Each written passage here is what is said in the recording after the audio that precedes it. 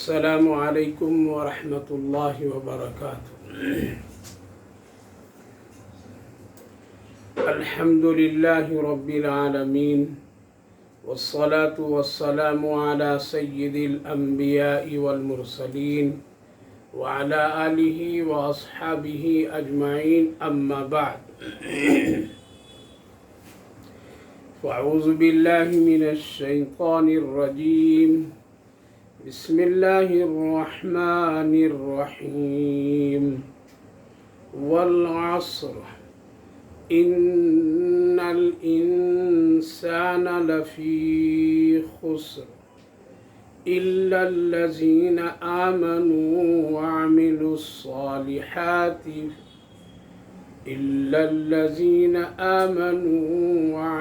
الصالحات وتواصوا بالحق وتواصوا بالصبر، صدق اللہ العظیم۔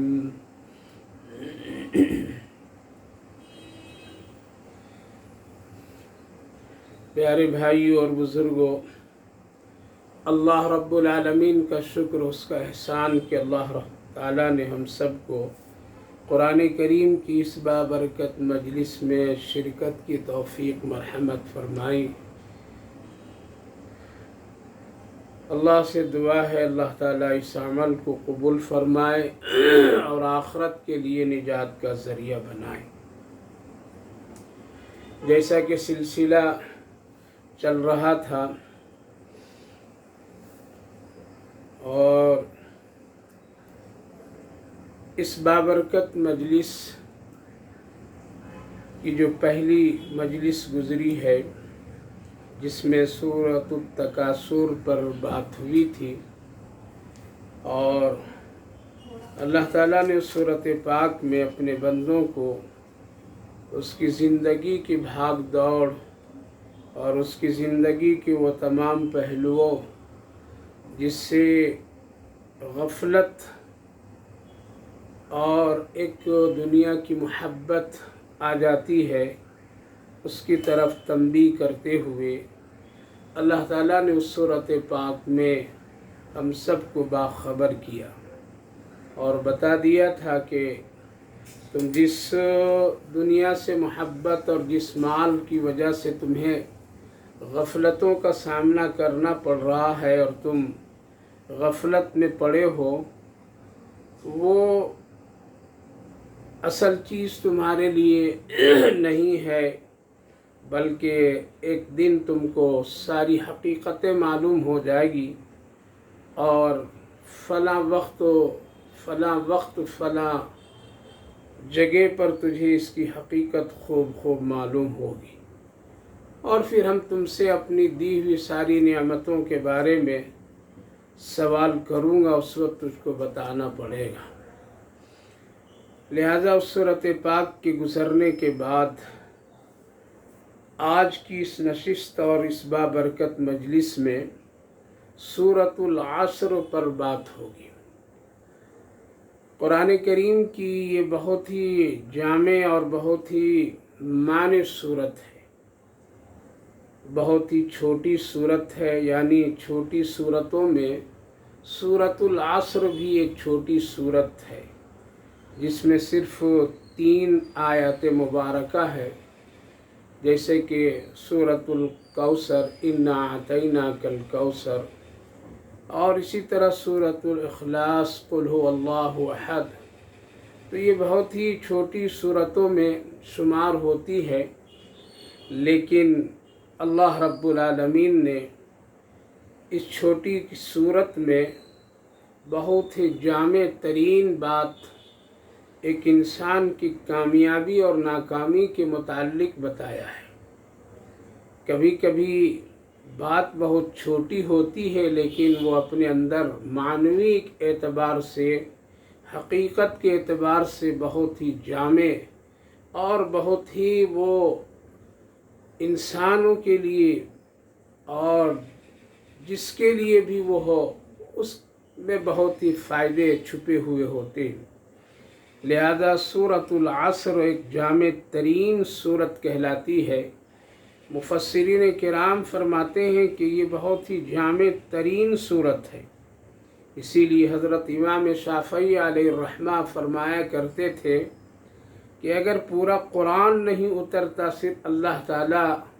इसी सूरत पाक को नाजिल फरमा देता और फिर इंसान इस पर तदब्बुर गौर व फ़िक्र कर लेता, तो उसकी कामयाबी नाकामी की सारी राहें यहाँ मिल जाती। और ये सूरत काफ़ी और शाफ़ी है, लिहाजा जामे तरीन सूरत है ये। इसमें अल्लाह रब्बुल आलमीन ने हमारी पूरी ज़िंदगी की हकीकत और उसके नक्शे को खोल दिया है, और साथ साथ जो करने का काम है और जिसका तकाज़ा अल्लाह रब्बुल आलमीन अपने बंदों से करता है, वो दो जुमलों में अल्लाह रब्बुल आलमीन ने इरशाद फरमा दिया है। इसलिए चाहिए कि हमेशा इस सूरत पाक पर गौर व फ़िक्र करनी चाहिए। इस सूरत पाक की तिलावत भी कसरत से करनी चाहिए। इसके माने और तफासीर और अक़वाल जो बुज़ुर्गान दीन का है, उसको पढ़ना सुनना चाहिए। इसीलिए हदीस पाक में है, नबी करीम अलैहिस्सलातु वस्सलाम ने इरशाद फरमाया कि सहाबा किराम रिज़वानुल्लाहि अन्हुम अजमईन की ये आदतें थी। उनमें से दो सहाबी का तज़किरा है कि जब वो आपस में मिलते थे और मिलने के बाद जब एक दूसरे से फिर जुदा होते थे, तो उनके सामने इस सूरत पाक की तिलावत होती थी और एक दूसरे को इस सूरत पाक की तिलावत से रुखसत किया जाता था। यानी ये पैगाम दे कर के भेजा जाता था, रुखसत किया जाता था कि हमारी कामयाबी और नाकामी इसी सूरत पाक में रखी हुई है। लिहाजा जिन चीज़ों का तकाज़ा अल्लाह रब्बुल आलमीन कर रहा है, उससे कभी भी गफलत नहीं बरतना, कभी भी उन कामों से अपने आप को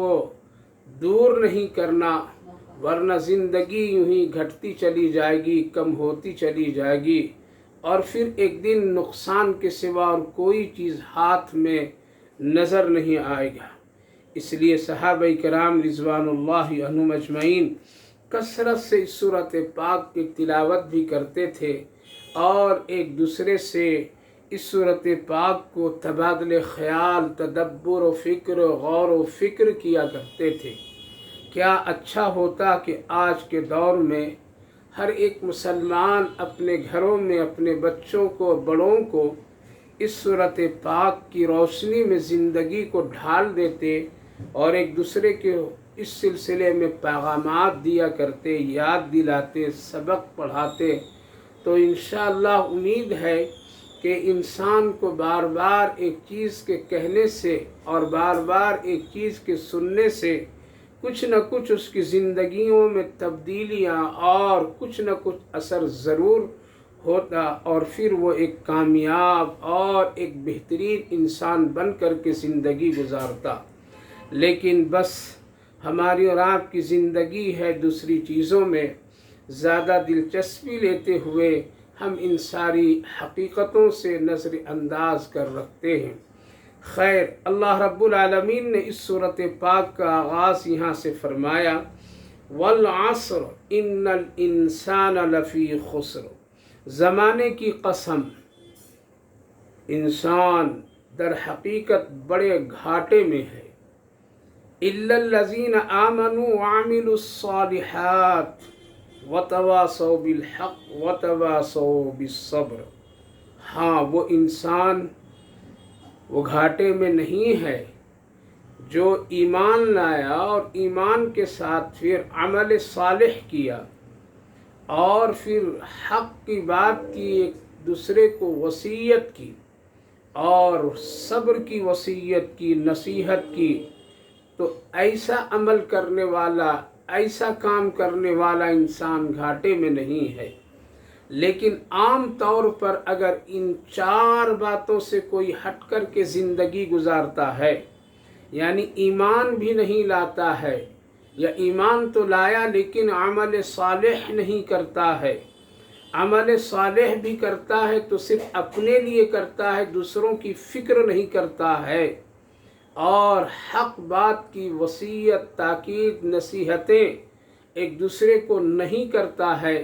صبر کی تلقین کی نصیحتیں نہیں بتاتا ہے، یعنی جس کو مفسرین کرام یوں فرماتے ہیں امر بالمعروف اور نہی عن المنکر سے وہ اپنے آپ کو روکے رکھتا ہے، صرف اپنی نیکیوں پر بھروسہ کر کے رہتا ہے، تو یہ اور ایسا آدمی نقصان میں ہے، گھاٹے میں ہے۔ لیکن ایک آدمی ایمان لاتا ہے اور ایمان کے ساتھ عمل صالح کرتا ہے اور امر بالمعروف اور نہی عن المنکر، حق کی بات کی دعوت دیتا ہے، سچے دین کی بات بتاتا ہے، اللہ کی پہچان بتاتا ہے، رسول کریم علیہ السلام کی شریعت اور سنت سے اس کو اس طرف توجہ دلاتا ہے، حالات پر صبر کی تلقین اور نصیحتیں کرتا ہے، تو ایسا شخص کبھی بھی وہ گھاٹے میں نہیں ہے، اور یہ رب رحیم و کریم کا ارشاد اور فرمان ہے۔ اس صورت پاک کا تو معنی یہ ہے، یہاں قابل غور جو ہے والعصر، زمانے کی قسم۔ اللہ رب العالمین کو کسی چیز کی قسم کھانے کی ضرورت کیوں پڑتی ہے؟ اور قرآن کریم میں مختلف جگہوں پر اللہ رب العالمین نے اپنی بنائی ہوئی مختلف چیزوں کے متعلق قسم کھایا ہے۔ کبھی اللہ رب العالمین نے چاند، سورج، کبھی وقت، حالات، زمانے، اور نہ جانے بہت ساری ایسی جانوروں تک کے والعادیات ضبحا، اسی طرح سے والسماء والطارق وما ادراک ما الطارق النجم الثاقب، یعنی کبھی تو اللہ تعالیٰ چاند، سورج، اور اسی طرح سے بہت ساری ایسی صورتیں ہیں، والشمس وضحاها والضحى واللیل اذا سجا، تو قسم اللہ رب العالمین مختلف چیزوں کے متعلق اور اس سے متعلق قسم کھاتا ہے۔ آخر اس کی وجہ کیا ہے؟ علماء مفسرین فرماتے ہیں اللہ کو اس کی ضرورت بالکل نہیں ہے کہ وہ کوئی بھی اور کسی بھی چیز کا قسم کھا کر کے کوئی حکم دے، لیکن ہمارے اور آپ کے لیے یعنی جو بات بڑی اہمیت والی ہوتی ہے، جو اس بات کا کرنا نہایت ہی ضروری ہے، اور اللہ ہم سب کو پیدا کیا تو جانتا ہے کہ بندے کا اس بات میں اور اس کام میں اس کی کامیابی ہے، اس کے لیے سرخروئی ہے، آخرت کے لیے نجات ہے، تو اس وجہ سے اللہ رب العالمین قسم کھا کر کے تاکید کے ساتھ اس بات کو ہمارے اور آپ کے ساتھ پیغام دیتا ہے کہ یہ کام تیرے لیے بہت ضروری ہے، اور اس میں کسی طرح سے کوئی شک اور شبہات نہیں ہے۔ جیسے کبھی ہم سب کو کسی چیز کے سلسلے میں ضرورت محسوس ہوتی ہے، کسی آدمی کو یقین دلانا ہوتا ہے، تو ایسے موقع پر ہم قسمیں کھاتے ہیں اور قسم کے ذریعے سے اس چیز کی حقیقت اور سامنے والے کے دل میں یقین بناتے ہیں۔ تو اللہ رب العالمین صرف اور صرف ہم سب کے لیے، ہم سب کے فائدے کے لیے وہ قسم کے ذریعے سے کسی بات کے ارشاد فرماتا ہے۔ والعصر، عصر سے مراد ہے زمانہ، چونکہ پورے انسان کی، ہم سب کی پوری زندگی کا جو تعلق ہے وہ ہے وقت سے جڑے ہوئے، پوری زندگی کا جو تعلق وقت سے ہے، زمانے سے ہے، دن اور رات سے ہے، سال مہینے سے ہے، لہذا یہ وہ زمانہ ایسا عمل ہے اور ایسی چیز ہے جس سے ہماری اور آپ کی پوری زندگی جڑی ہوئی ہے، اور اسی میں ہمارے تمام حرکات، سکنات، ہمارا چلنا پھرنا، اٹھنا بیٹھنا، کھانا پینا،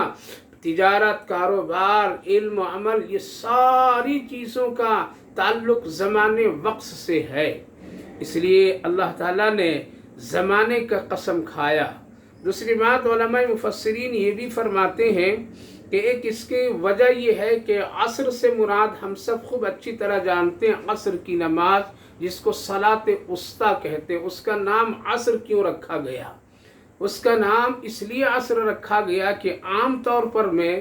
جو ایک دنیا کا نظام اسلام پیش کیا ہے کہ کب سے کب تم کو تجارت کرنی، کب سے کب تم کو دکان کھولنا ہے، کب تجھے بازار میں رہنا ہے، کب تجھے گھر میں واپس آنا ہے،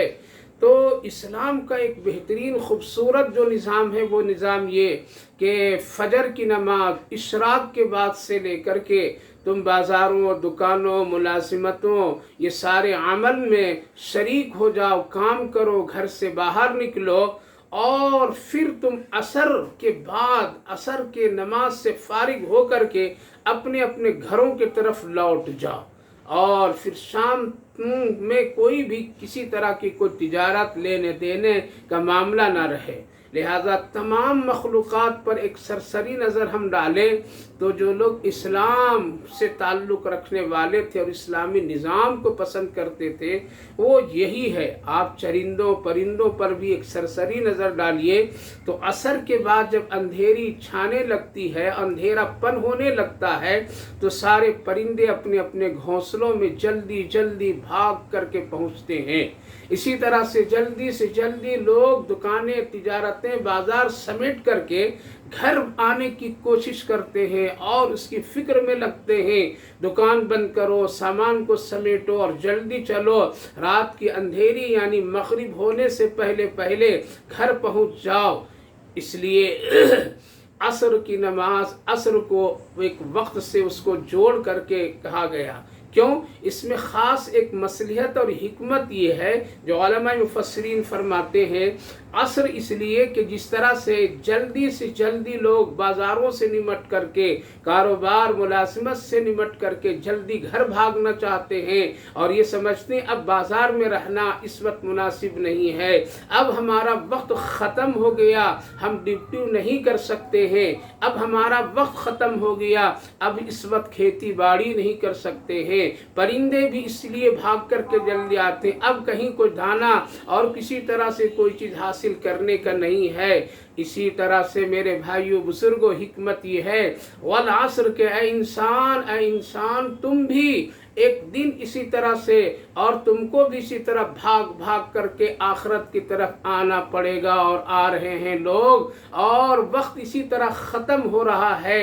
اور اسی طرح وقت کو اللہ کم کر دے رہا ہے۔ لہذا جس طرح سے لوگ بازاروں سے سمیٹ کر کے جلدی گھر کی طرف، تجارتوں کو سمیٹ کر کے گھر کی طرف، اسی طرح تم کو بھی ایک دن دنیا کو چھوڑ کر کے، کیونکہ تمہاری عمر، تمہارا زمانہ، تمہارا وقت ختم ہو رہا ہے، تم کو ایک دن سب کچھ چھوڑ کر کے جلدی آخرت کی طرف آنا ہے۔ اس لیے اللہ تعالیٰ نے والعصر یعنی عصر کا وقت کو اس لیے تعین فرمایا۔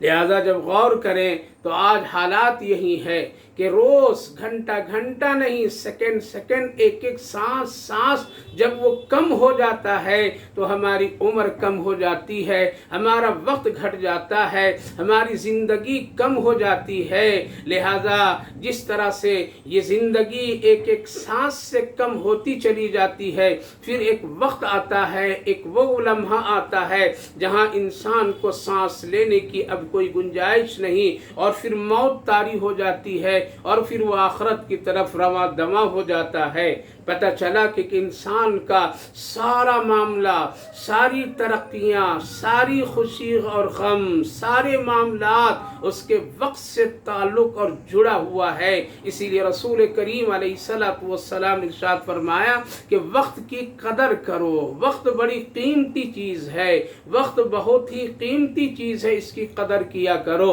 لہذا روز میرے بھائیو بزرگوں ہمارا وقت کم ہوتا چلا جاتا ہے، گھڑیاں گھٹتی چلی جاتی ہے، وقت اپنے آپ وہ نکلتا چلا جاتا ہے۔ ہر ایک بندے کو اللہ نے سانس کی گنتیاں بتا کر کے رکھ دیا ہے، وہ اپنے طور پر اپنے آپ کو لے رہا ہے اور ساتھ ساتھ اس کو کم کر رہا ہے۔ ایک وہ دن آئے گا جس وقت بالکل ختم ہو جائے گا اور پھر چھوڑ کر کے آخرت کی طرف چل پڑے گا۔ لہذا آج ہم سب کبھی خوش فہمی میں ہوتے ہیں، چونکہ اسلام سے ہمارا تعلق نہیں ہوتا ہے، شریعت کی حقیقت اور اس صورت پاک پر ہماری کبھی گہری نظر نہیں پڑتی ہے تو ہم کبھی الٹی گنتی گنا کرتے ہیں۔ اسی لیے کبھی کبھی لوگ خوشیوں میں دیکھیے برتھ ڈے مناتے ہیں، اپنی عمر کے بڑھنے پر خوشیاں مناتے ہیں۔ 10 سال کا بچہ اگر 11 ہو گیا تو خوشیاں منائی جاتی ہے، اس پر بڑی سی بڑی دعوتیں ہوتی ہے، سال گرہ منایا جاتا ہے۔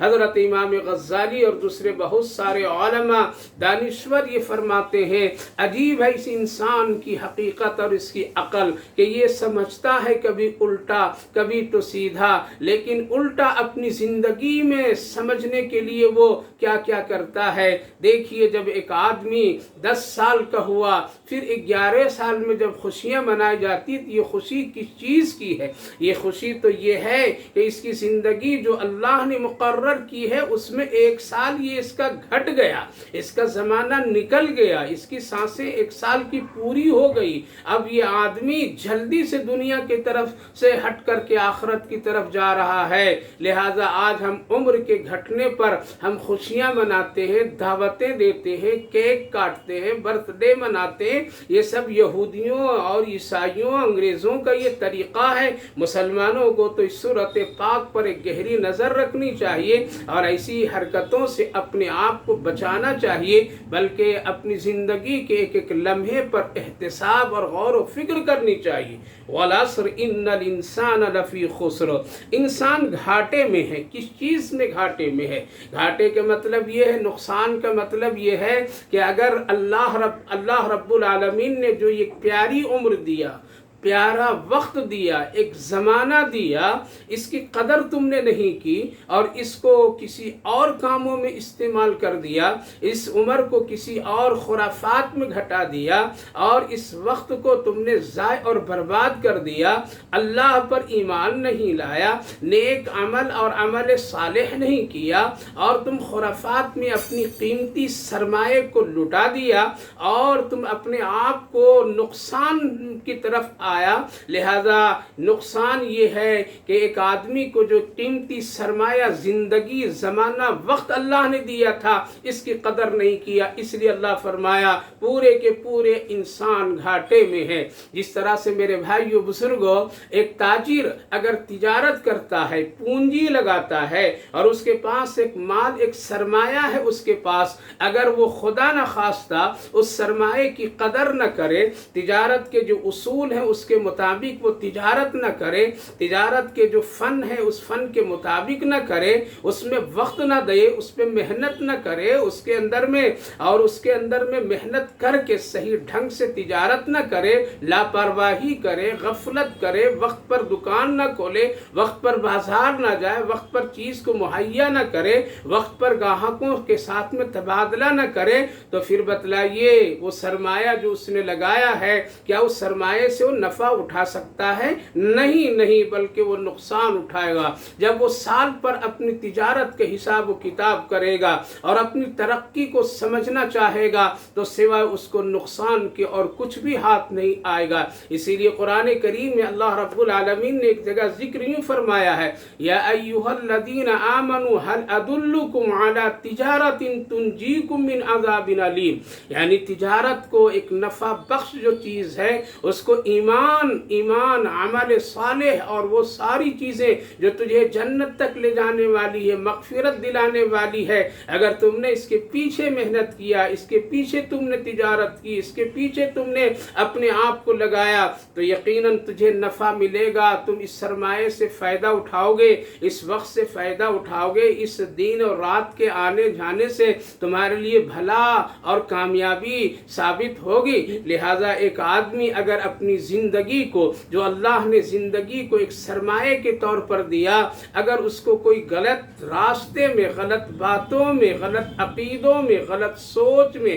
دین اور اسلام سے ہٹ کر کے خرافات میں، تہذیب و تمدن سے بالکل الگ تھلگ ہو کر کے، ایک آزاد اور نفس پرستی، نفس کے غلام بن کر کے اگر وہ زندگی گزارتا ہے، وہ انسان اگر ایسا کرتا ہے تو یقیناً وہ اللہ کی نظر میں ایک بہت ہی نقصان نقصان اٹھانے والا ہے، گھاٹے اٹھانے والا ہے، لہذا اس کا ایک مقام ہے۔ اس دنیا میں تو بات سمجھ میں نہیں آئے گی، کیونکہ یہاں دنیا کا نقشہ ہے، یہاں دنیا دار لوگ ہیں، یہاں مال کے حریص لوگ ہیں، یہاں مال کے دل دادا لوگ ہیں، یہاں مال کے غلام لوگ بستے ہیں، لہذا یہاں تو اس کی حقیقت نہیں سمجھ میں آئے گی۔ پتھر کو پتھر لوگ سمجھیں گے، لیکن وہ ہیرے جو پتھر سے نکلتا ہے اس کو تو سمجھنے والا اور کوئی اور ہے، اس کی جگہ اور ہے۔ لہذا یہ نقصان ہمیں اور آپ کو کب معلوم ہوگا؟ جب فرشتہ آ کر کے حلق میں ڈال کر کے روح نکالے گا۔ یہ نقصان کب معلوم ہوگا؟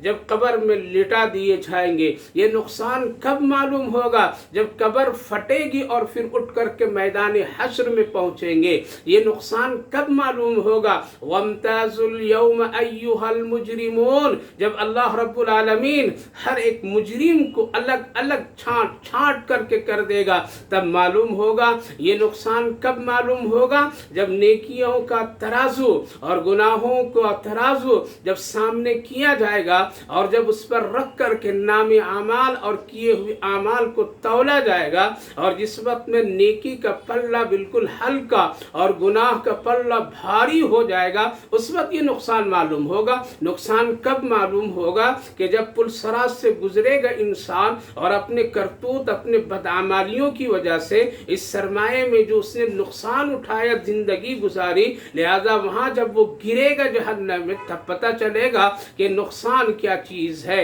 جہنم کے اس حصے میں جا کر کے پتہ چلے گا وَالْعَصْرِ إِنَّ الْإِنسَانَ لَفِي خُسْرٍ کون ہے اور نقصان کیا ہے۔ لہذا اپنی زندگی کی قدر کیجئے، اپنی زندگی کو اللہ اور اللہ کے رسول کے مطابق گزاریے۔ یہ وقت یوں ہی نہیں بلکہ یہ ختم ہوتا جا رہا ہے۔ ایک سانس انسان لیتا ہے میرے بھائیو بزرگوں تو اس کی زندگی کی ایک گھڑی ایک لمحہ گزر جاتا ہے، پھر وہ واپس آنے والا نہیں ہے۔ ہاں رات کی شکلیں ویسے ہی نظر آتی ہے، دین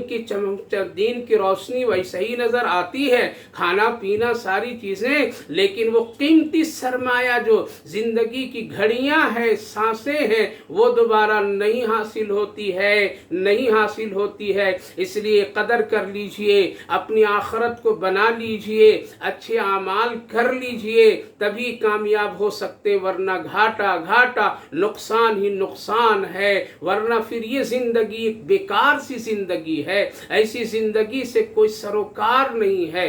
ایک بزرگ اللہ والا جس کی عمر ایک بڑی عمر تھی، بال سفید تھے، منہ سے دانت بھی باہر نکل چکے تھے، زبان بڑی لڑکھڑا رہی تھی، ہاتھوں میں کپکپاہٹ کی کیفیت تھی۔ ایک نوجوان مذاقاً پوچھا،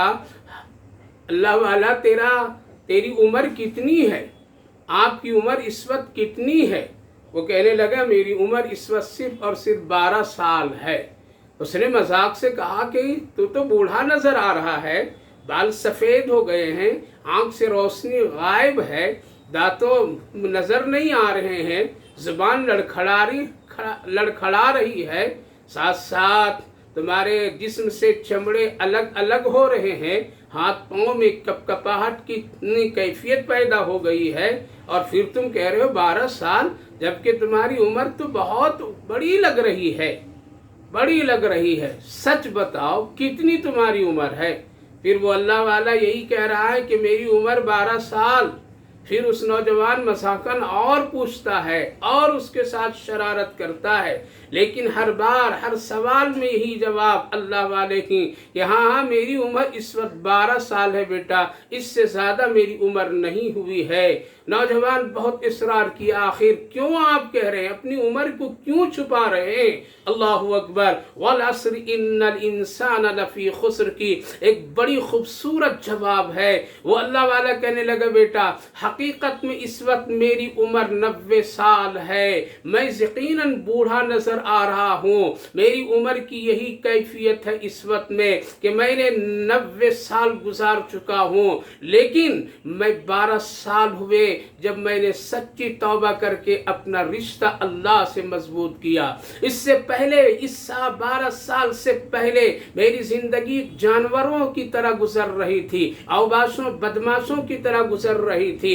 بے نمازی ہو کر کے گزر رہا تھا، حرام شراب کا عادی بن کر کے گزار رہا تھا، زنا اور فحاشی میں گزار رہا تھا، اللہ اور اللہ کے رسول کی کوئی بات پر عمل نہیں کر رہا تھا. اس طرح میری لمبی عمر ختم ہو گئی. لیکن اللہ نے مجھے توفیق دی آج سے 12 سال پہلے کہ میں ایک سچی توبہ کی ہے، اور توبہ کرنے کے بعد پھر اللہ کی توفیق سے اب الا الذین آمنوا وعملوا الصالحات وتواصوا بالحق وتواصوا بالصبر کے مطابق میں زندگی گزار رہا ہوں. اب نماز نہیں چھوڑتا ہوں، روزہ ترک نہیں کرتا ہوں، حرام چیز نہیں کھاتا پیتا ہوں، فحاشی کی طرف ہرگز نہیں جاتا ہوں. اب میں کوئی گناہ نہیں کرتا ہوں اور اس کا کبھی سوچ اور فکر نہیں کرتا ہوں. اب میری صحیح اور حقیقی جو زندگی ہے یہ یہی 12 سال ہے. ورنہ جو زندگی اللہ کی نافرمانیوں میں گزر جائے،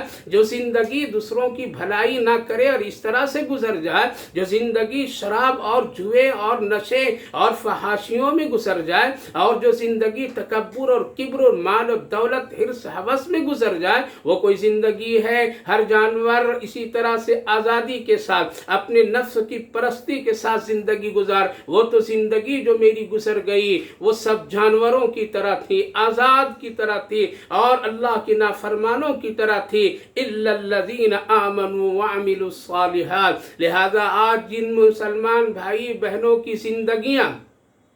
بے نمازی ہو کر کے گزر رہی ہے، جن کا وقت بے نمازی، اللہ کی نافرمانی، فحاشی، غلط کاموں میں اور بے پردگی، اسی کے ساتھ ساتھ قرآن و حدیث سے دور، شریعت اسلام سے دور، رسول اللہ صلی اللہ علیہ وسلم کی سنتوں سے دور، اکابر و اسلاف کی باتوں سے بالکل دور، اس میں اسلام کی کوئی پہچان نہیں، اسلام کی کوئی شناخت نہیں، قرآن کی کوئی اس کے اندر آیتوں کی ایک نظر اور روشنی نہیں، اس کے اندر میں اللہ اور اللہ کے رسول کے احکامات کی کوئی جھلک نہیں، اس کے اندر بڑوں کی عزت و احترام نہیں. وہ ایک آزادانہ نفس پرستی کے ساتھ زندگی گزارا. اللہ کے نزدیک ایسے لوگ نقصان اٹھانے والے، خسارے اٹھانے والے، نقصان میں پڑنے والے ہیں. لہذا ہم اور آپ غور کریں ہماری زندگی کیسی گزر رہی ہے، نقصان میں ہے یا نفع میں ہے. ایک تاجر اگر ایک سال نقصان اٹھاتا ہے تو اپنی تجارت پر مکمل غور و فکر کرتا ہے یہ نقصان کہاں سے آیا، کس راستے سے آیا، کس کی وجہ سے آیا. وہ دوبارہ اس کو ٹھیک کرتا ہے، صحیح کرتا ہے، اس راستے کو بند کرتا ہے، اس کام کو بند کرتا ہے. اگر اس کی زندگی میں کوئی ایسے نقصان دہ آدمی ہے تو اس سے تعلقات قطع کر لیتا ہے. کسی ایسے تاجر سے لینا دینا دھوکا ہوا ہے اس سے اپنے آپ کو دور کر لیتا ہے، اور پھر دوسرے سال جب احتیاط کرتا ہے اور تجارت کے اصول پر وہ کام کرتا ہے تو پھر وہ نفع اٹھاتا ہے اور ان نفع میں اپنی تجارت کو کامیاب بنا لیتا ہے. میرے بھائیوں، بزرگوں، ماں بہنوں، ذرا دیکھیے غور کر کے کہیں ہماری زندگی کو برباد کرنے میں شیطان کا بڑا دخل تو نہیں ہے؟ ہمارا تعلق رحمان کے بجائے شیطان سے زیادہ تو نہیں ہے؟ وہ ہماری زندگی کو خراب تو نہیں کر رہا ہے؟ ہمارے بچوں کی زندگیوں کو برباد تو نہیں کر رہا ہے؟ ہمارے رات اور دین کے سکون اور چین کو وہ ختم تو نہیں کر رہا ہے؟ ہماری قبروں کو خراب تو نہیں کر رہا ہے؟ ہماری موت کو سخت تو نہیں بنا رہا ہے؟ ہمارے قلب سے نور ایمان کو نکال کر کے ایک بےہودہ مسلمان بنا تو نہیں رہا ہے؟ اگر ایسا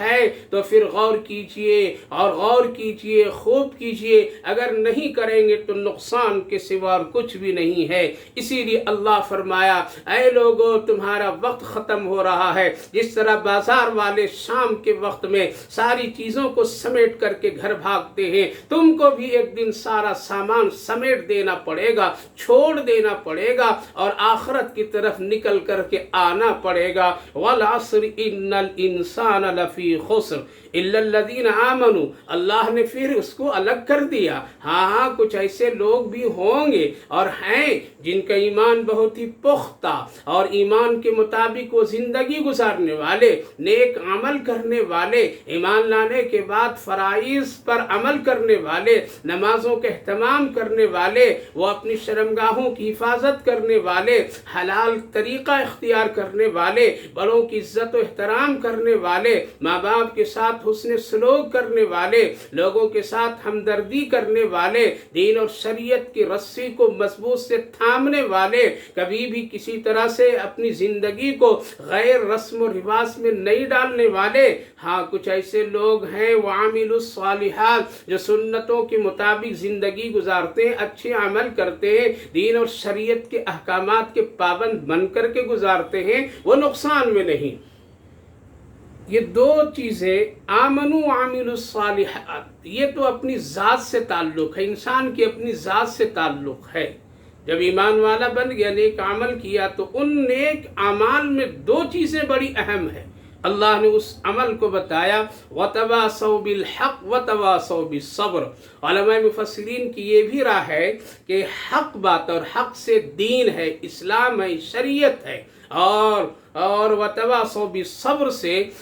کہ اس دین کے راستے میں جو تکلیفیں، مصیبتیں، پریشانیاں، اس وقت میں تم کو صبر کا دامن تھامنا پڑے گا۔ تم پھر نکل کر کے اس کی دعوت دو اور اپنا مزاج بناؤ، لوگوں کو تک پیغام پہنچاؤ کہ اسلام میں اور اسلام کے کاموں میں، دین کے کاموں میں، حق بات کہنے میں، حق بات قبول کرنے میں، اس میں کچھ تھوڑی سی تکلیف ہو سکتی ہے، اور اس کے بعد تمہارے ساتھ لوگوں کا رویہ اور سلوک کچھ اور ہو سکتا ہے۔ ایسے موقع پر تم صبر کرنا، وَتَوَاصَوْا بِالصَّبْرِ، جس کو خلاصے پہ یوں کہیے امر بالمعروف اور نہیں عن المنکر، یہ عمل صالح کا سب سے بڑا عمل ہے، اس کو کرتے رہنا چاہیے۔ اپنی ذات سے شروع کیجئے، اپنے گھر سے شروع کیجئے، اپنے گھر والوں میں امر بالمعروف اور نہیں منکر کیجئے، رشتہ داروں میں کیجئے، لہذا اس پر پابند ہو جائیے۔ اس کا تعلق اللہ رب العالمین نے دعوت سے، اور اس کا تعلق اللہ رب العالمین نے ایک دوسرے کو پیغام پہنچانے سے رکھ دیا۔ لہذا یہ کام جو آدمی کرے گا، امر بالمعروف کرے گا، نہیں عن المنکر کرے گا، جو آدمی حق کی بات بتائے گا، اسلام کی بات بتائے گا، شریعت کی بات بتائے گا، نبی کی بات بتائے گا، وہ آدمی نقصان میں نہیں، وہ آدمی کامیاب ہے، وہ کامیاب ہے۔ لہذا یہ چار عمل کرنے والے کبھی بھی نقصان نہیں اٹھا سکتے، بلکہ وہ آدمی ہمیشہ کامیاب دنیا میں بھی ہے اور آخرت میں بھی اس کی کامیابی پر بالکل یقینی ہے، کیونکہ اللہ خود فرما دیا إِلَّا الَّذِينَ آمَنُوا وَعَمِلُوا الصَّالِحَاتِ۔ لہذا غور کیجئے یہ چار کام ہم کر رہے ہیں یا نہیں کر رہے ہیں، ہمارا ایمان کتنا پختہ ہے، اللہ پر کس قدر یقین ہے، رسول اللہ صلی اللہ علیہ وسلم پر کس طرح ایمان ہے، اور آپ کی عظمت، آپ کا احترام، آپ سے محبت و عقیدت کیسا ہے، اس پر غور کیجئے۔ آپ کے ارشادات اور آپ کے فرمان پر ہم کتنا عمل کرتے ہیں، غور کیجئے۔ عمل صالح میں ہماری زندگی اچھے کاموں میں کتنا گزر رہا ہے، کتنا نفع ہو رہا ہے، اس پر ہم کو اور آپ کو غور کرنا پڑے گا اور بار بار کرنا پڑے گا، اس لیے کہ اس دنیا کی زندگی ختم ہو رہی ہے، کام آنے والی ہے وہ اعمال، وہ چیزیں، وہ ساری، وہ آخرت کے اعتبار سے وہ یہی چار چیزیں جس پر اگر ہماری زندگی گزر جائے تو کامیاب۔ پھر اس کے ساتھ ساتھ غور کیجئے کہ ہم دوسروں کو کتنا بھلائی اور کتنی بھلائیاں اور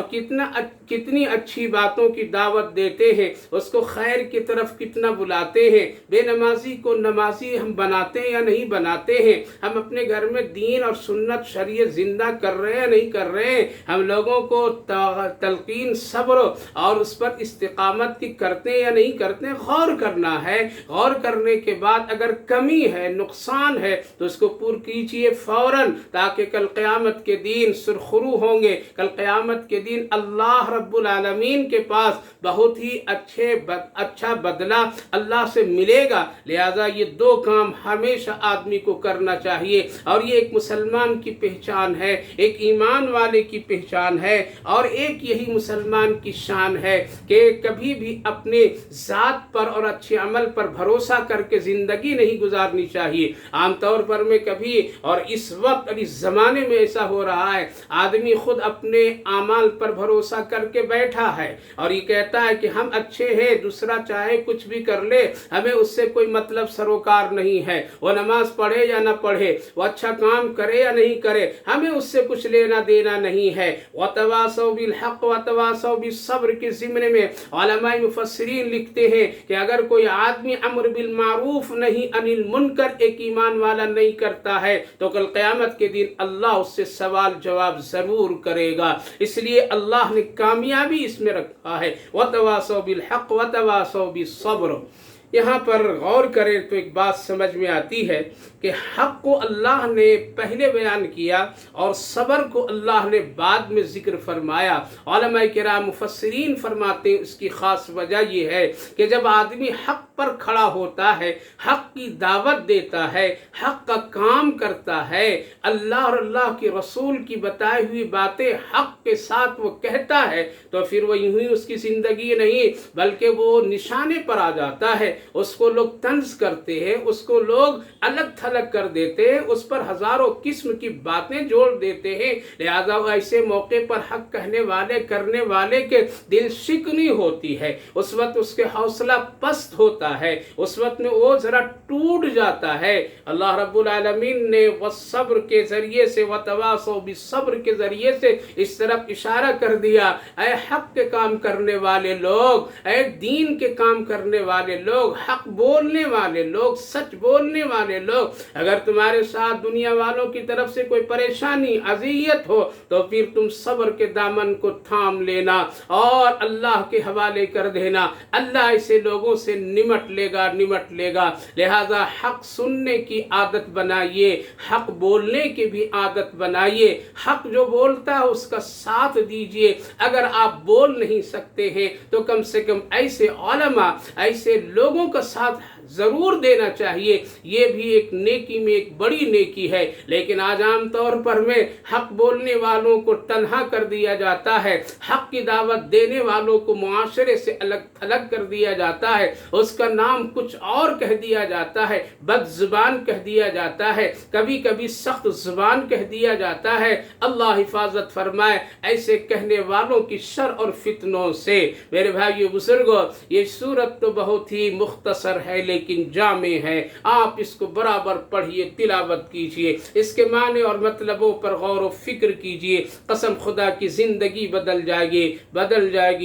جائے گی اور اللہ کے آپ نظر میں محبوب اور مقبول بن جائیں گے۔ میرے بھائیو بزرگوں، اور اپنی زندگی پر غور کیجئے، اپنے گھر خاندان والوں پر ایک سرسری نظر ڈالیے، وہ کیوں چلے گئے کل تھے آج نہیں ہے، کیوں چلے گئے میرے بڑے کل تھے آج نہیں ہے، کہاں چلے گئے، کون سی جگہ چلے گئے، خود آنکھیں کھلتی چلی جائے گی کہ ایک نہ ایک دن ہم کو بھی جانا ہے۔ لہذا عمر گھٹتی ہے، عمر بڑھتی نہیں ہے، بلکہ ہم اور آپ ایک ایسے پوائنٹ پر کھڑے ہیں جہاں سے ہم جائیں گے، اور سب کو جانا اور جانے والوں کے پیچھے پھر آنے والوں کی ایک ہے۔ لہذا زندگی اسی طرح گھٹ رہی ہے، عمر اسی طرح گھٹ رہی ہے، اور اسی طرح سے آدمی کبھی اپنی اس قیمتی سرمایہ کو نفع کا ذریعہ بنا لیتا ہے تو کبھی اپنے قیمتی سرمایہ کو نقصان کا ذریعہ بنا لیتا ہے۔ نقصان پر غور کیجئے اور نقصان سے بچنے کی فکر کیجئے۔